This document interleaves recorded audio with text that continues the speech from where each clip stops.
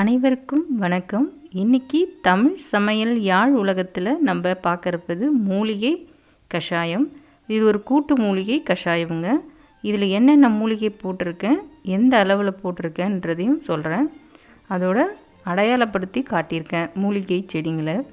ஜலதோஷம் ஆரம்பித்த முதல் நாளிலிருந்து இந்த மூலிகை கஷாயத்தை நீங்கள் தொடர்ந்து ஒரு 3 நாளைக்கு எடுத்துக்கிட்டிங்கன்னா நல்ல நிவாரணமாக இருக்கும்.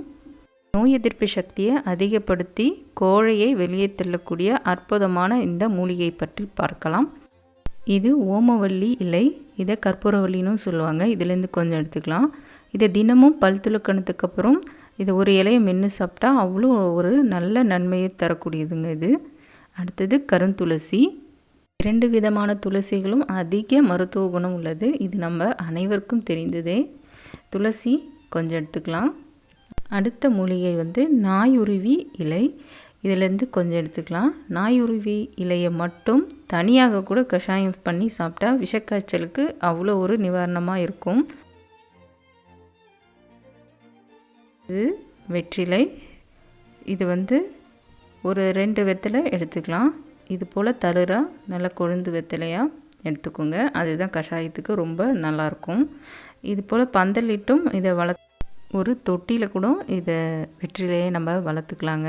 ரொம்ப பயனுள்ளதாக இருக்கும். அப்படி இல்லைன்னா இது போல் செவிற்று பக்கத்தில் நீங்கள் இதை வச்சிங்கன்னா கூட நல்லா மேலே ஏறிக்கும். கொஞ்சம் இடம் இருந்தாவே போதுமானது.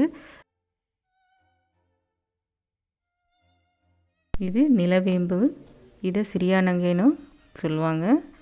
இது விஷக்கடி விஷக்காய்ச்சலுக்கு ரொம்ப அருமருந்தாக இருக்கும். இதிலேருந்து ஒரு 5 இலைகளை மட்டும் நம்ம எடுத்துக்கிறோம். அதிகமாக பயன்படுத்தக்கூடாது. இந்த மூலிகையை பார்த்திங்கன்னா இதோட பெயர் சித்திரத்தை. இது மஞ்சள் அப்புறம் இஞ்சி அந்த வகையை சார்ந்த ஒரு தாவரம். இதன் பயன்கள் மிக அதிகம். இது நம்ம இஞ்சி செடி மஞ்சள் குத்து வளர்க்குற போல இதை வளர்த்துக்கலாங்க. இதோட அடிப்பகுதி பாருங்கள். இது இந்த போல் தானாகவே ஒன்று வச்சா போதும், அடுத்தடுத்து அதுவே வந்துடும். இதை அடையாளப்படுத்துறதுனா இதுதான் சித்திரத்தை பார்த்துக்கோங்க. காஞ்ச ஒன்று இது போல் இருக்கும். இதிலேருந்து ஒரு இலை மட்டும் எடுத்துக்கிறோம். அடுத்த மூலிகை அரிசி திப்பிலி. இது வெற்றிலை போலவே இருக்கும். அதோட இலையெல்லாம் பார்த்திங்கன்னா வெற்றிலை போலவே இருக்கும். இதுவும் நிறைய மெடிசன் உள்ளது. இதுதான் அரிசி திப்பிலி. இதுலேருந்து கொஞ்சம் எடுத்துக்கலாம் நம்ம. இது பாருங்கள், உள்ளே அதோட காயோடு இருக்குது. காஞ்சதுக்கப்புறம் இது கருப்பு வண்ணமாக மாறிடும். அடுத்த மூலிகை தும்பை. தும்பை நம்ம அனைவருக்கும் தெரிந்தது. இது எல்லா இடங்களிலும் கிடைக்கக்கூடிய ஒரு அற்புதமான மூலிகை. தும்பப்பூவை பசும்பால் போட்டு நல்லா காய்ச்சி அது கூட பனங்கல்கண்டு சேர்த்து குடித்தோம்னா நெஞ்சு சளியை நல்லா எடுக்குங்க. மூக்குரட்டை. இது நம்ம அனைவருக்கும் தெரிந்ததே. இதோட பயன் பார்த்திங்கன்னா உடலில் உள்ள அழுக்குகளை வெளியேற்றக்கூடிய அற்புதமான மூலிகை இது. சிறுநீரக பிரச்சனைக்கு பெரும் மருந்து இதுவே. இது வரைக்கும் நம்ம பார்த்த மூலிகை ஒவ்வொன்றத்தையும் தனித்தனியாகவே நம்ம கஷாயம் வச்சு சாப்பிட்டு வரலாங்க. ரொம்ப நல்லது. சளி சம்பந்தமான நோய்களை குணப்படுத்தும். அது மட்டும் கிடையாதுங்க, நோய் எதிர்ப்பு சக்தியை அதிகப்படுத்தும். இந்த கூட்டு மூலிகை கஷாயத்தை நீங்கள் 20 நாளைக்கு ஒரு முறை எடுத்தால் போதுமானது. சித்திரத்தை இலை 1 எடுத்து கட் பண்ணி போட்டிருக்கேன். அடுத்தது சிறியானங்கை, நிலவேம்பு இலைகள் ஒரு 5,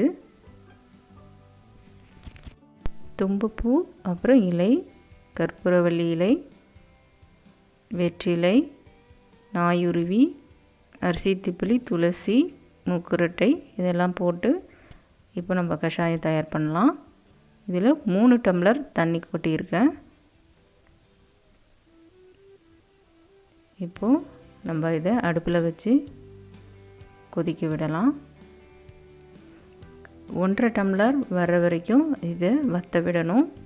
வீட்டில் இடித்த மஞ்சள் பொடி கொஞ்சம், முக்கியமாக மேலே மூடி போடாமல் கொதிக்க வைங்க.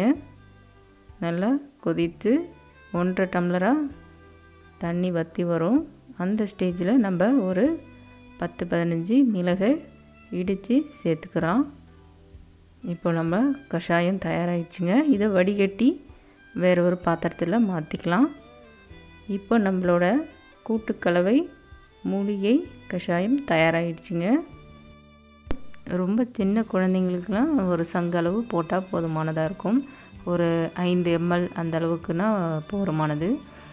கொஞ்சம் நடுத்தர வயதினருக்கு 1/4 டம்ளரும், பெரியவங்களுக்கு ஒரு 1/2 டம்ளர் அளவும் கொடுக்கலாங்க. இது நோய் எதிர்ப்பு சக்திக்கு ரொம்ப அருமருந்தாக இருக்கும். சளி தொல்லையிலேருந்து நல்ல நிவாரணம் கொடுக்கும். நீர் கோர்த்துருக்கிறதுக்கு, மூக்கடைப்புக்கு, அப்புறம் நீர் சொட்டுறதுக்கு எல்லாத்துக்குமே இது நல்ல மருந்துங்க.